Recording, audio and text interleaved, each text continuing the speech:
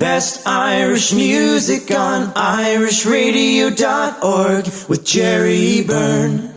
Been speaking to many people involved in music and Irish entertainment as well as community organisations since lockdown.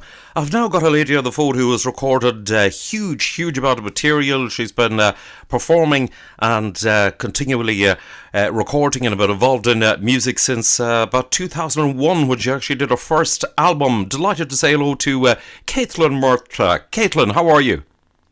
I'm good, Jerry, and yourself? Not bad at all. Listen, lovely to catch up with you. Lovely to speak to you. It's hard to believe it's so long ago since you did your first recording. I know, it's a bit scary to think back, because time flies so fast that you talk about it in terms of months, and I suppose over a period of time that it's for 10 years, and then realise it's longer. Yes. Yeah, scary. Yeah, it is. Yeah, your first three. You did your first three albums for County Monaghan record company back in at that time. That's right, Tulip Records. And I had a deal. I think it was the first album was the one with the Rossler Harbour, and then the third one was the one with the Connemara Marble Ring. Yes. But at that time, I had stopped singing and started a nursing degree. And I was around about that time. I was only over in Manchester a short while when my mum became unwell. And so I deferred the course for a year, thinking, I'd go back at some point. Then mum was very ill then. But I always intended to keep singing, regardless of whatever other career I chose. And I'm still singing. Well done. Still to this day. Well done. Yeah. Well done. That's absolutely excellent stuff. Fair play. It's superb. You've kept going despite. Did you continue? Did you complete the degree? No, because my mum, when I come home, then my mum had been diagnosed with a mild stroke, and then it turned out it was actually MSA, which is a very rare neurological condition. So yeah, I looked after mum then and just worked and sang at the same time. So right, got to carry on with. Indeed. Sorry to hear that. Life, yeah. Well, I think everybody has a battle in life, and that you just... Indeed. It's life. As we say in French, c'est la vie. It's just life. You can't control anything. You just have to get on with it. Indeed. That's the exact thing about it. But I mean, well done on. Since those initial three albums, you recorded a number, I should say, of other albums as well. How many more have you actually done? I have done. I've recorded 7 albums, and I'm currently working on my own project at the minute, which I hope I've nearly finished. I hope to have it out for Christmas time. I might leave it to February time. I'm not sure, because I want to get some music videos done for the show, and just take my time with each single. I've done a couple of collaborations on it with Joe Moore and Jackie Sharkey. And there's talk with myself and various other singers about doing other duets. And at some point in the future, I would like to do a duets album. So we'll see what happens. You never know. Never say never. Exactly. Now you have actually released a song with Jackie Sharkey. Sounding good, I'll have to say it is. Oh, it's lovely. Jackie actually picked that song. Jackie is a very famous singer-songwriter from Godore in Donegal, West Donegal, and she's got fantastic vocals, and the fair idea about the particular track. But I had wanted to record something with her, and while we were up there, we decided to record this one. So, it's a lovely song. It's been doing well, and it's nice I always like a bit of folksy sort of music too, so it's nice to have something a bit different on the album. Indeed. No, it's a lovely song, and it's extremely. It is extremely. I have to say, well done to you. Extremely well done to you both on it. It's your voices definitely complement each other. Yeah, we're very different voices, but similar tones in different places. Yeah. Yeah, that's the thing. How would you describe your style of singing? Is it easy listening, country? I would probably do mostly country. I suppose some of the stuff that I record, my live shows would be, I would sing different material. I would adapt myself to an audience. If it's if it's a younger audience, I'll try for something a bit fresher. If it's an older audience, I will go for something a bit, sort of some of our classic favourites. But this album I'm recording at the minute is very much American country. We have the Jackson of Joe Moore, We're Gonna Hold On. I've done the Tennessee Waltz, and the reason I had recorded that one was I'd always wanted to record it. It was I was a massive fan of the particular track. I've been singing it since I was 13. And then I was doing a Brendan Grace tour a couple of years ago, and the song went down very well, so I thought I'll just record that. So, but the next few songs that I'm putting down are very much, there's a couple of them very lively, and a couple of them very ballady, and one real tearjerker, but I like a good tearjerker myself. Right. It's nice to reminisce. It's nice to reminisce. Indeed. Tell me, is has the whole COVID situation and that it's obviously got in the way of you trying to do recording and all the rest?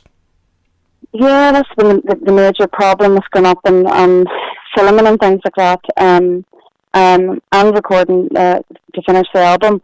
So I had planned and hoped that by June the album would have been complete, but obviously things changed with COVID, and we all had to self-isolate and be very careful about who we were around. And obviously with my dad and things like that, he's now 70 this year, and there's a few health problems, and I have to be very careful.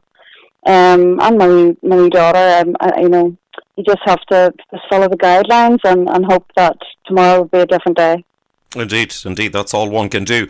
I mean, it's certainly something that's affected everybody, and I think it's affected people in the arts, in music, entertainment, singers, and all that. I think possibly the most of anybody.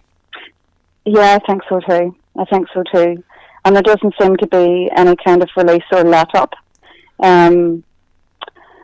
But I'm quite an optimistic person, so it will come back at some point. I don't know what it will look like, but I won't stop singing. I know that I won't. I will still be, especially even for myself, I find it very therapeutic to sing. Right. And I love to engage with an audience, and so I can't see myself ever changing, but it's a pity because it will affect a lot of the bands out there and DJs, and there's other one-man shows and things, and it's going to be very tough for a lot of musicians and singers and artists. Indeed, definitely, no question about that. It's it's going to have a huge impact, and the thing is, we don't, it's not. We know it's not going to be over tomorrow, but all we can do is sort of live in hope and the way that things are. Tell me, have you been doing anything interesting during the lockdown? I mean, have you decided to take up gardening in a big way or anything like that? I think it's funny. I think a lot of people have picked up on the gardening. I wouldn't really be. I like to look at a nice garden, but don't like to have to put the work into it. However, I have actually we bought a lot of plants. We painted the outside of the house, painted the fence and everything at the back, and I planted jasmine and honeysuckle and all along the fence, and we have a wee Shih Tzu, and she's only a puppy still, and she has managed to kill everyone. So I don't think I'm gonna have that lovely wild garden that I have in my head, but I will keep trying. Exactly. No, I was speaking to a lot of singers and entertainers, and a huge amount of them have been saying about doing all this work in the garden, and the improvements. Right. Yeah, and I've just sort of had these visions when eventually we all come out of this of incredible gardens. It'd be well worth going around and taking videos of all these gardens of the various singers around the country. Right. Yeah. There'll be a stop. Yeah, and I've just been doing a lot of baking, and probably most of what I've baked as well with the wee daughter, and that's really it. Going for long walks and trying to occupy yourself, and doing homeschooling and things like that. So it's been tough enough in places. Yes, indeed. I bet you never thought that you'd be a teacher. Never in a month of Sundays. Yes, you see, it's quite a difficult task. Yeah. you know you've got hidden talents you never even knew were there. That's it. Yeah. I bet you see. Yeah. I bet you see school teachers in another light now. Absolutely. Thankfully, we have like the RNSV teacher has an online like a chat room and stuff like that, so that there's tips going back and forth, and it's just it's the problem, I think, is not actually getting the work done. It's getting your daughter to sit down and do it when the sun's shining outside and she wants to play on the swing. I think the kids think it was like an extended holiday for them, so it's been hard to keep her focused, but we've done as much as we can. Yeah, well, that's really all you can. I mean, it's it was a totally new way of operating. How the plan for this was couldn't possibly have been written last year. I know, it's crazy. It is. So you're hoping to release the album possibly before Christmas or in February. Or in the new year, yeah.